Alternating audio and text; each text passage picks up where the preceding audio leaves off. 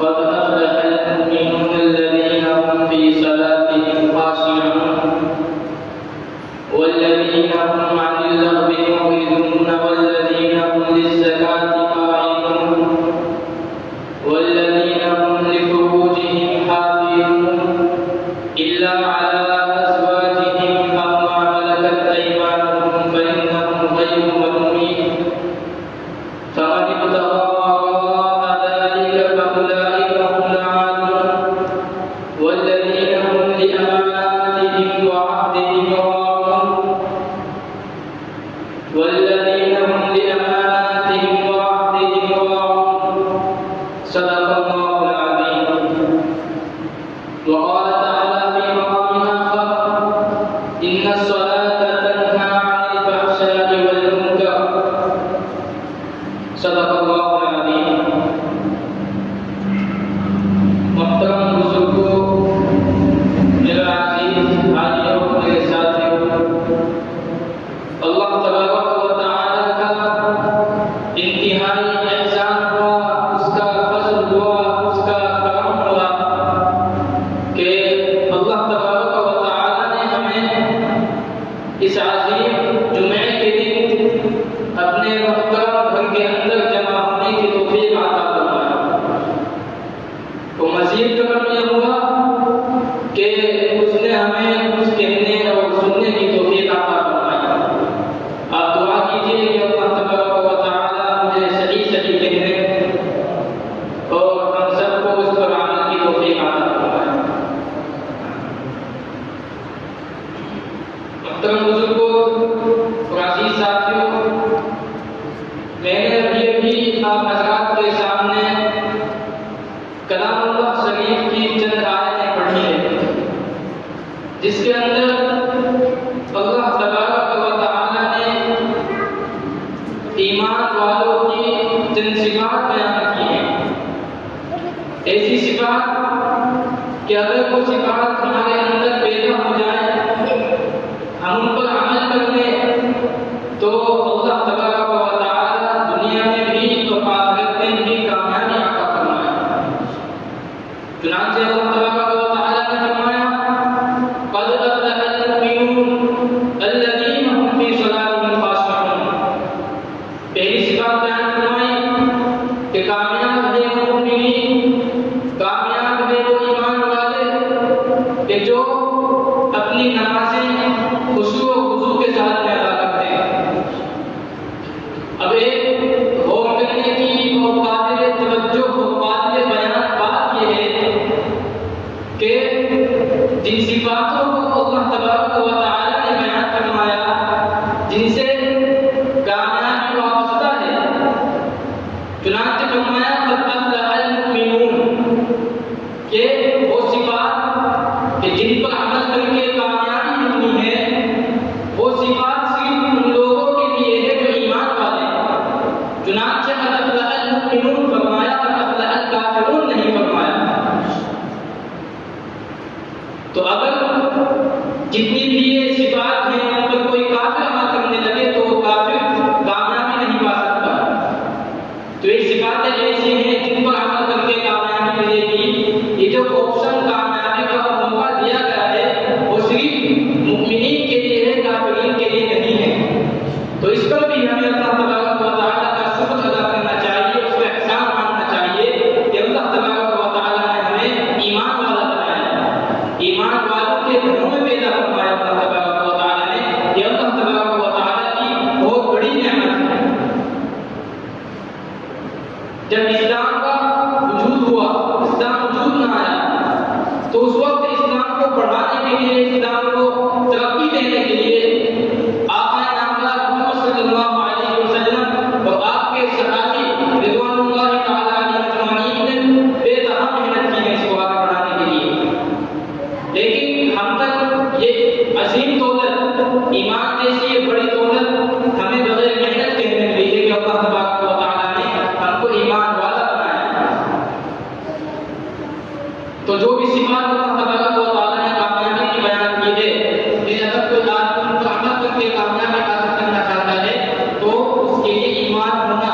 دل کے اندر ایمان ہونا شرط ہے. کوئی غیر مومن بھی اگر کسی بات کو کرتا رہے گا، وہ ان پر عمل کرے گا تو وہ کامیاب نہیں پا سکتا۔ مومن ہونا چاہیے اس کے لیے جو اللہ تبارک و تعالیٰ نے نعمت ہے عطا کی ہوئی ہے، تو اس پر ہمیں اللہ تبارک و تعالیٰ کا احسان ماننا چاہیے، اس کا شکر ادا کرنا چاہیے۔ جو معاشرے کے اندر مسلمانوں کے حالات ایسے ہیں کہ آپ کا مسلمان اپنے آپ کو مسلمان کہتے ہوئے ذلت محسوس کرتا ہے، کمتری کا شکار ہوتا ہے۔ تو یہ تو ایک فخر کی بات ہے ہمارے لیے کہ اللہ تبارک و تعالیٰ نے ہمیں ایمان والا بنایا، ہم اللہ تبارک و تعالیٰ کی عبادت کرتے ہیں، اس کے رسولوں کو ماننے والے ہیں، اس کی کتابوں کو ماننے والے ہیں، اس کے فرشتوں کو ماننے والے ہیں۔ مسلمانوں کے حالات میں دیگر مذاہب ہیں، وہ آپ دیکھیے کن کن چیزوں کی وہ عبادت کرتے ہیں جو کہ عقل کے بالکل خلاف ہے۔ ہم تو یہ اللہ کا شکر ہے کہ ہم اللہ کی عبادت کرنے والے ہیں، اس کے رسولوں کی اطاعت کرنے والے ہیں، اس کے رسولوں کو ماننے والے ہیں، تو اس میں ذلت یا کمتری کا شکار نہیں ہونا چاہیے، بلکہ فخر سے بتانا چاہیے کہ مسلمان۔ حضرت علی رضی اللہ تعالیٰ عنہ فرمایا کرتے تھے کہ میرے لیے یہی عزت کافی ہے کہ میرا اللہ پروردگار ہے، کہ میرا پروردگار اللہ تبارک و تعالیٰ ہے، اور میرے لیے فخر کی بات یہ ہے کہ میں اس کا بندہ ہوں۔ تو بہرحال بات دوسری طرف چلی جائے گی تو اللہ تبارک و تعالیٰ نے جن صفاتیں آیت میں بیان کی ہیں کہ جن پر عمل کر کے ہمیں کامیابی ملنی ہے، ان میں سب سے پہلی جو صفت بیان کی ہے وہ فرمایا کہ الذین هم فی صلاتہم خاشعون، چونکہ احکام شرعیہ کے اندر جو سب سے اہم حکم و عمل ہے وہ نماز کا حکم ہے، اسی لیے اللہ تبارک و تعالیٰ نے پہلی صفت بیان فرمائی کہ مؤمنین وہ ہیں کامیاب جو اپنی نمازوں کو خشوع کے ساتھ پڑھتے ہیں۔ اس کے اندر یہ بات بھی شامل ہو گئی کہ نماز کی پابندی کرنا بھی ہمارے لیے ضروری ہے، اور مطلق نماز کی پابندی کامیابی کے لیے کیا ہے وہ پوری نہیں ہوگی، بلکہ اس کے اندر خشوع پیدا کرنا پڑے گا، خشوع پیدا کرنا پڑے گا، خشوع کے ساتھ ہمیں نمازوں کی پابندی کرنی پڑے گی، اس کے بعد ہمیں دنیا میں بھی اور انشاءاللہ آخرت میں بھی کامیابی ملے گی۔ چونکہ ہم سب کا ایمان قرآن کا سچا ہونا، اللہ تبارک و تعالیٰ کا یہ ماننا ہے کہ کلام پاک کے اندر جو بھی بات بیان کی گئی ہے وہ سب سچ ہے، تو اللہ تبارک و تعالیٰ نے فرما دیا کہ کامیاب ہے وہ شخص، کہ کامیاب ہے مومنین جو اپنی نمازوں کو خشوع کے ساتھ پڑھتے ہیں۔ تو ہمیں اس بات کا بالکل کامل یقین ہونا چاہیے کہ اگر ہم نمازوں کی پابندی کریں گے تو دنیا میں بھی اور آخرت میں بھی انشاءاللہ کامیاب ہوں گے۔ یہ پہلی صفت جو اللہ تبارک و تعالیٰ نے بیان کی ہے۔ اس کے بعد فرمایا والذین هم عن اللغو معرضون، کہ جو لوگ ایسے کاموں سے کہ جن کے اندر نہ تو دنیا میں کوئی فائدہ ہے اور نہ ہی اخروی میں کوئی فائدہ ہے، ان کاموں سے بچتے ہیں، وہ بھی مومنین کامیاب ہیں۔ آج مسلمان اپنا قیمتی وقت، اپنی جو قیمتی زندگی ہے اس کو لغویات میں، بیکار کاموں میں، بے فائدہ کاموں میں، موبائلوں میں اس کو ضائع کر رہے ہیں۔ نوجوان بھی، ہمارے گھروں کے اندر ہمارے مائیں بہنیں بھی، سب اس قیمتی وقت کو، اس قیمتی زندگی کو لغویات میں ضائع کر رہی ہے۔ تو محترم بزرگوں ساتھیوں، یہ جو زندگی ہمیں دی گئی ہے، جو وقت ہمارے پاس ہے، یہ انتہائی قیمتی ہے، اس کو غنیمت جاننا چاہیے اور اس کو دنیا کی کامیابی اور آخرت کی کامیابی میں خرچ کرنا چاہیے۔ اس وقت میں آخرت کی کامیابی، دنیا کی کامیابی کو حاصل کرنے کے لیے کوشش کرنی چاہیے۔ بے حساب ہماری مائیں بہنیں اس قیمتی وقت کو ضائع کر رہی ہیں، موبائلوں میں، ڈراموں میں، اور ہمارے نوجوان بھائی بھی ہنسی مذاق میں ویسے ہی گھنٹوں گزار دیتے ہیں۔ تو کامیابی کی ایک صفت ہے لغویات سے بچنا، فضول کاموں سے بچنا، ایسے کاموں سے بچنا کہ جن میں نہ تو دنیا میں فائدہ ہے اور نہ ہی اخروی میں کوئی فائدہ ہے۔ ان کاموں سے بھی ہمیں بچنا چاہیے، اور اس کو دنیا کی کامیابی اور آخرت کی کامیابی کے لیے اس کو سخت کرنا چاہیے، اس وقت میں ہمیں کامیابی کی کوشش کرنی چاہیے۔